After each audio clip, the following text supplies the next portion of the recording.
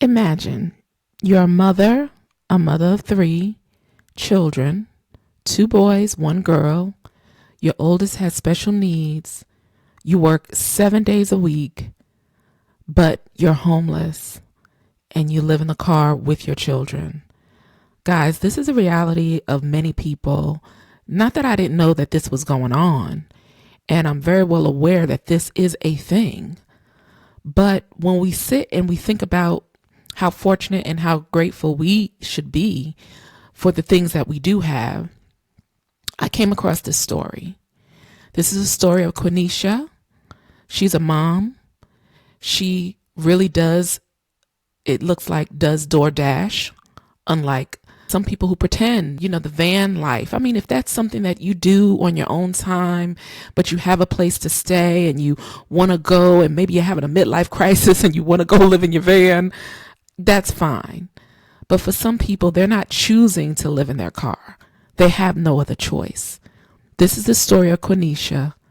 This is for fair use and for educational and commentary purposes. Let's listen to her story. Here's an airport order. It's paying $23. Quenisha Tweedy starting her day as an online delivery driver in Knoxville, Tennessee. Switching between apps, she clocks in 7 days a week. Turn right onto Muddy Creek Road. There's a break to pick up her kids from school. Did you have a good day with Miss Jenkins? And homework, usually at the local library. All right, guys, time to buckle up. Then back on the road.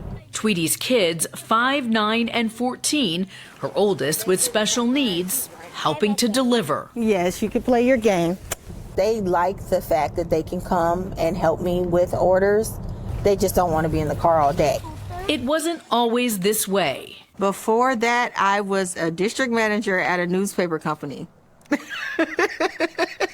But She worked, guys. So sometimes we look at things and we may have some judgment as to how, why certain things occur. But I was listening to somebody was eulogizing someone, a funeral last week, and the person had said, that we shouldn't assume anything. And that's where I'm at in my life. I'm not assuming anything. I'm going to ask the questions first. This woman had a job. She worked as a district manager, and then something happened. When the company downsized, she lost her job and was evicted from her Georgia apartment, moving here with promises of more delivery work until she can find a new job. So she really is door dashing it. Unlike some people who are faking what they're doing, this woman is really door dashing it. She lived in Georgia, was a district manager, got evicted, and she moved to Knoxville, Tennessee because of the, extra work that they may have, as far as deliveries are concerned. And her son right there, who's 14, he's the oldest, he has special needs. You got both cases of water? I kind of think I failed, honestly. I understand that it's the economy, but it's like, I was trying to save, and it seemed like every time I would save, something would come up. But failure isn't something Tweedy has time for. She and her family will work into the night before stopping to sleep in their car. Their home. When I saw this, it's not that I don't know that this is happening, but as a mother, if myself, when I was married and we had our children and we had to sleep in a car, I would be so devastated. And for those people who are currently going through this right now, she says she felt like a failure. Please don't feel that way. I know it's easier said than done, but it is devastating. Look at these beautiful children just sleeping, and just trying to, make it each day with their mom. It's sobering. It makes me think about, even though I grew up in the PJs, we always had a roof over our head. We never lived in a car. We were never homeless. My sons have never been homeless. And so, it makes you think about your situation and how it could be much worse. This is from a channel called Matter of Fact with Soledad O'Brien, but this gives you an eye opener as to what this really is like, with the kids falling asleep, all of their belongings in the back, and her working 7 days a week and not able to afford an apartment. And I guess with the eviction on her, on her credit report, it would make it difficult for her to get an apartment. Home for 4 months now. I would have never imagined that we would be homeless. Never. She's not alone. Knoxville's homeless population nearly doubling since 2018. More than half report being evicted or unable to find affordable housing, as prices here have skyrocketed. The average rent increasing more than 50% over the past 4 years. Wow. We're talking about people who work at gas stations, warehouses, retail locations. Erin Reed, the executive director of the Office of Housing Stability. It's not a Knoxville problem, but it's an America problem. Since the downturn in 2008, we've been underbuilding, and we're also on the receiving end of this migration trend where people with comparatively high incomes are moving from large cities into small and mid-sized towns, and that's having an upward effect on our housing costs. The county's main shelter, Knox Area Rescue Ministries, over capacity by November. An expanded area for women and children full with a waiting list. Wow. About 150 of those staying here are employed. We recently housed a lady with a master's degree in social work. Okay, so everybody who's homeless is not lazy.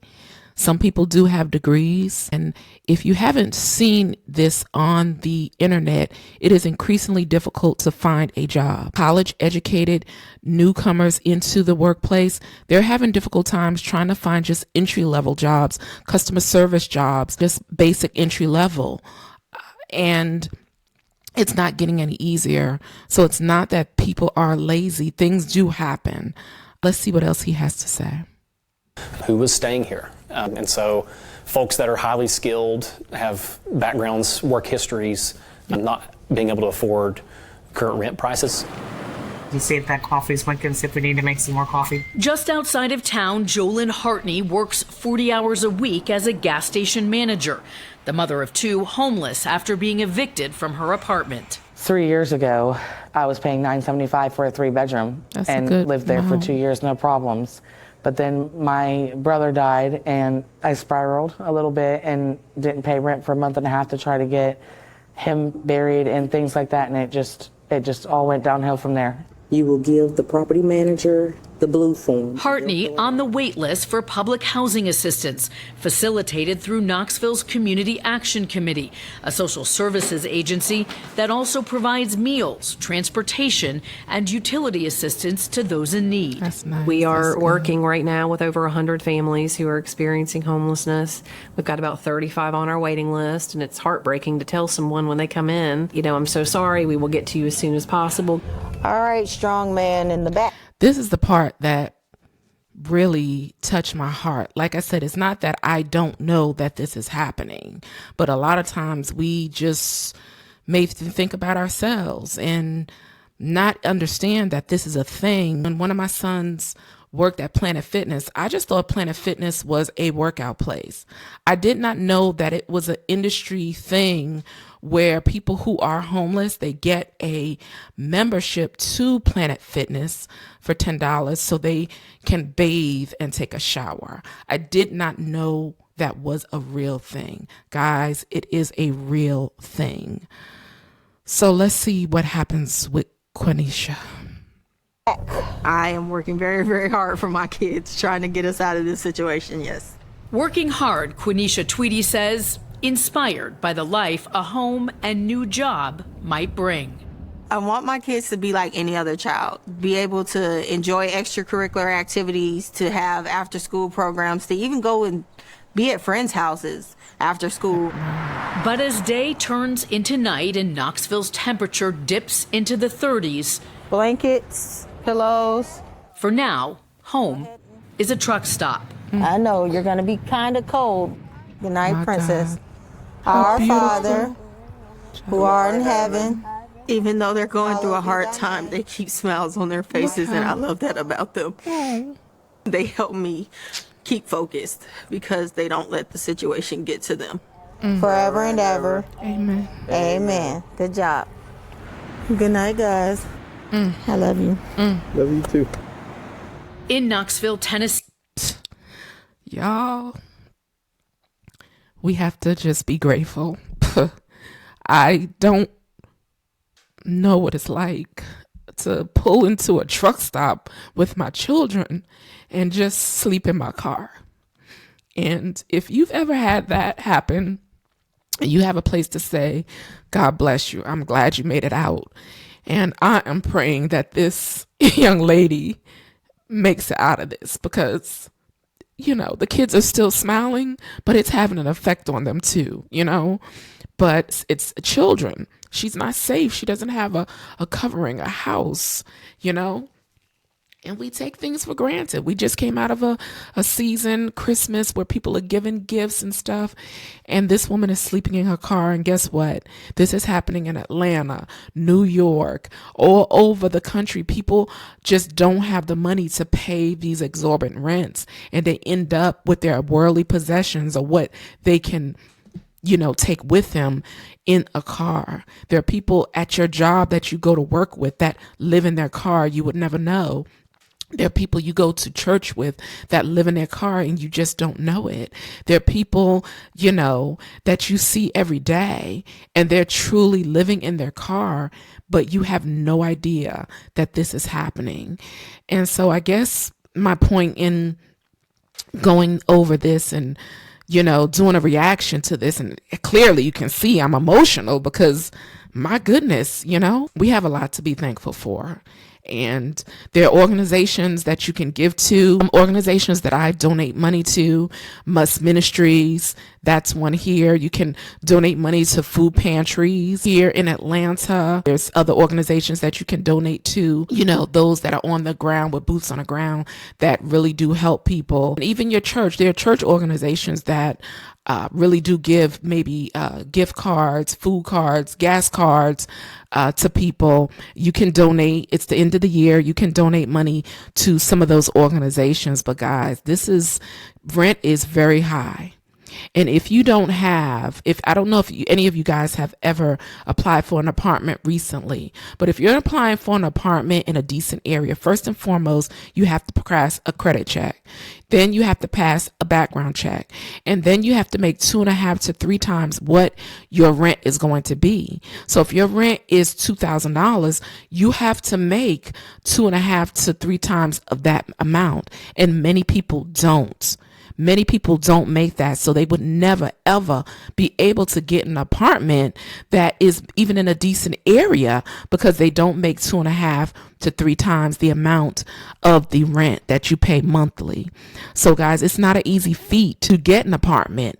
Back in the day, used to be, you know, back in New York, your rent and security used to be maybe 2 to 3 times what your rent was. But that was pretty much it. The background checks wasn't so much. You got your pay stubs. But no, you have to work. You have to pass the background check.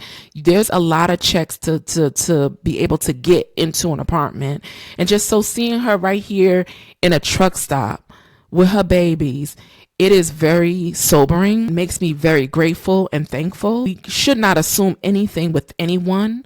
And there are organizations that you can give to that truly do help people with housing, vouchers, money, gas, and things of that nature. I'm going to follow up on this story to see what happens with Quenisha.